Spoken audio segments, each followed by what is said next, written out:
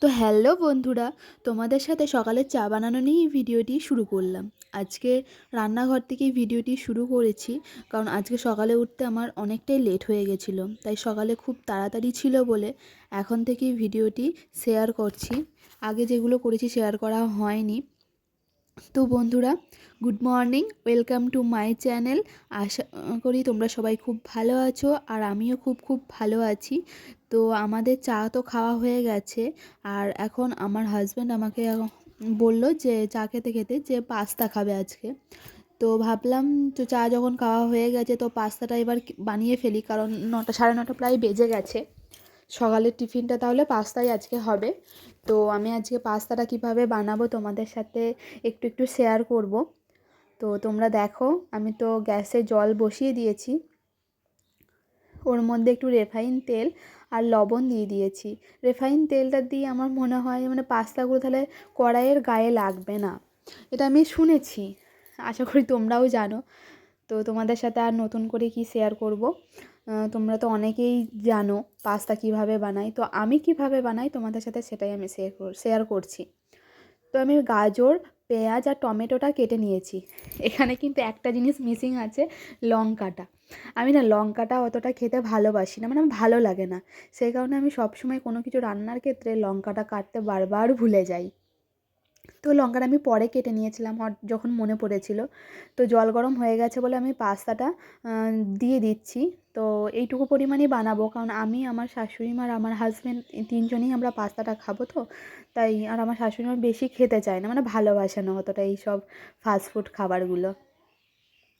তো দেখো, প্রায় সেদ্ধ হয়ে গেছে পাস্তাটা। তো আমি পাস্তাটা এবার নামিয়ে ঠান্ডা জলের মধ্যে একটু ধুয়ে নেব। আর আমি কিন্তু অনেকেই ডিম দেয় পাস্তার মধ্যে, আর আমার না খুব একটা পার্সোনালি পাস্তার মধ্যে ডিম একটা খুব পছন্দ হয় না। তো তাই জন্য আমি কিন্তু ডিম ছাড়াই বানাবো। তো আশা করি তোমাদের মানে রেসিপিটা ভালো লাগবে। তো দেখো, আমি ঠান্ডা জলের মধ্যে একটু পাস্তাটা ধুয়ে নিলাম, আর তখনই আমার মনে পড়লো যে লঙ্কাটা কাটা হয়নি, তাই আমি লঙ্কাটা কেটে নিলাম। তো এবার দেখো, এবার ঠিকঠাক লাগছে। গাজর, টমেটো, পেঁয়াজ আর লঙ্কা, এরপর তেলের মধ্যে আমি গাজরটা ফার্স্টে একটু ভেজে নেব, কারণ গাজরটা তো একটু শক্ত শক্ত থাকে। তাই গাজরটা আগে দিয়ে ভেজে নিলাম। তারপর আস্তে আস্তে পেঁয়াজ, টমেটো, লঙ্কা সবগুলোই দিয়ে দেব। সব সবজিগুলো দেওয়ার পর কিন্তু ভীষণ কালারফুল লাগছিলো, অ্যান্ড দেখতেও ভালো লাগছিলো। তো তোমরা দেখো, তোমাদের আমার যেরকম ভালো লেগেছে, কালারফুল লেগেছে, আশা করি তোমাদেরও সেই রকমই ভালো লাগবে আর কালারফুল লাগবে।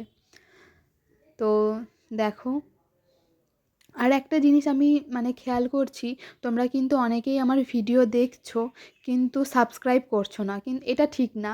যারা যারা আমার ভিডিও দেখছে এবং ভালো লাগছে, তারা অবশ্যই আমার চ্যানেলটিকে সাবস্ক্রাইব করে দিও।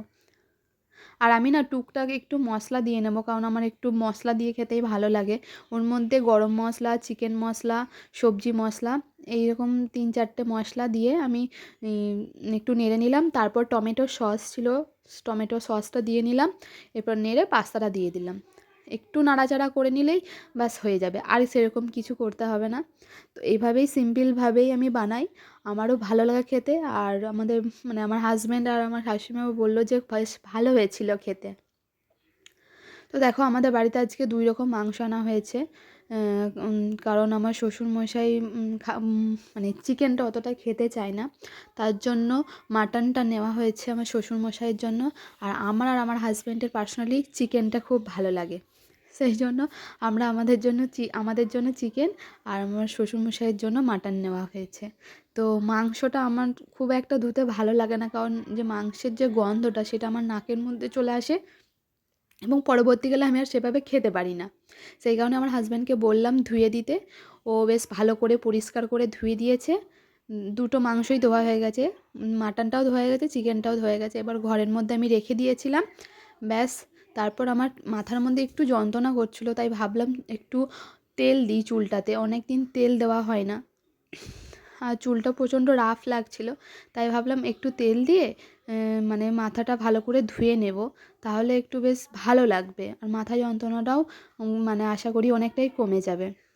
এদিকে আমি হাসছি, আমার হাজব্যান্ড এসেছিলো, সেই কারণে ওর সাথে একটা কথা বলতে বলতে আমি হেসে ফেলেছিলাম। তো আমি চুলে তেল দেওয়া হয়ে গেছে, এবার চুলটা ভালো করে আঁচড়ে নেব। ব্যাস, চুলটা এবার তারপর একটু বেঁধে রেখে দেবো। এরপরই আমার হাজব্যান্ড বলল যে মাংসটা রান্না করবে, কারণ মাটনটা আমার শাশুড়ি মা রান্না করে নিয়েছিলেন, কারণ মাটনটা আমার শাশুড়ি মা খুব ভালো রান্না করে, আর চিকেনটা আমার হাজব্যান্ড আবার খুব ভালো রান্না করে। তাই আমি ওকেই বলেছিলাম যে চিকেনটা তুমি রান্না করো।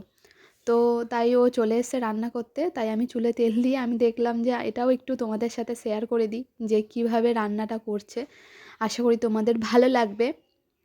ও কিন্তু আজকে একটা নতুন স্টাইলে রান্না করছে। তো এটা দেখো, মাটনটা যেটা আমার শাশুড়িমা রান্না করছে, কালারটা কিন্তু খুব সুন্দর এসছে, আর খেতেও কিন্তু হেভি টেস্টি হয়েছিল। তো তোমরা জানিও যে কেমন লাগছে। চিকেনটা অন্য স্টাইলে বলতে, মানে চিকেনটাকে আমার হাজব্যান্ড ফার্স্টে দই, পেঁয়াজ, সর্ষের তেল, লবণ দিয়ে ম্যারিনেট করে রেখেছিল, এবং তারপর কড়াইয়ের মধ্যে তেল দিয়ে ওইভাবেই মাংসটাকে নাড়াচাড়া করে তারপরে মশলাটা দিয়েছিল। তো এটাই একটু অন্যরকম লাগলো, তাই শেয়ার করলাম। খেতেও কিন্তু দারুণ টেস্টি হয়েছিল। তো আজকের ভিডিওটি এই পর্যন্তই। ভিডিওটি ভালো লাগলে লাইক, কমেন্ট আর শেয়ার করে আমার চ্যানেলটিকে অবশ্যই সাবস্ক্রাইব করে দিও। তো চলো, টাটা।